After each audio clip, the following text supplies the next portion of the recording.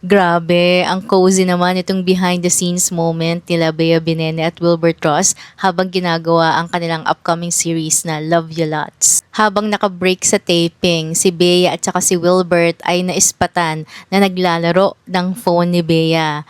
I just don't know kung game ang nilalaro nila or may binabasa sila sa social media, pero feeling ko naglalaro sila ng game. Pero kung ano man yung chinecheck nila or nilalaro nila sa phone ni Bea, isa lang ang sure. Sobrang obvious na comfortable sila sa isa't isa. Makikita natin na si Wilbert ay nakasandal kay Bea. Specifically, yung chin niya nakapatong sa shoulder ni Bea na parang almost, half hug. At yun nga, pareho silang nakatutok sa phone ni Bea. Simple lang yung ganap pero ang cute tingnan. At dahil nga mas close na sila Bea at saka si Wilbert sa isa't isa, I think marami tayong aabangan ng mga BTS na sweet sila. What do you think? Feeling ko marami. At saka isa pa, may mga nag-comment sa last video ko at saka sa mga last photos ko about Wilbert and Bea na itong Love You Lots daw ay baka adaptation ng isang Thai series. So, tiningnan ko sa Netflix kasi nasa Netflix daw.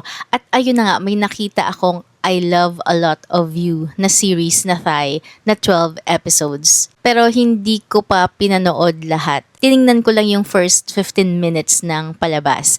At tiningnan ko rin yung summary or plot nung palabas. Ang sabi, yung tatay daw ng babae ay hinire yung lalaki to make the girl, the 5 personalities of the girl, fall in love with him. In the hopes na mapagaling yung anak niya. Parang ganon. Gets nyo guys? Pero one thing's for sure, malalaman natin ang kasagutan na yan sa MediaCon ng Love You Lots tomorrow. For sure, ika-clarify nila yan doon or baka may magtanong sa kanila about it. At bukod dyan guys, natuwa lang ako sa nakita ko sa feed ko kanina. Look, ang blooming ni Bea at ang slim niya. Parang mas naging slim siya dyan. She look fit, fresh, and blooming.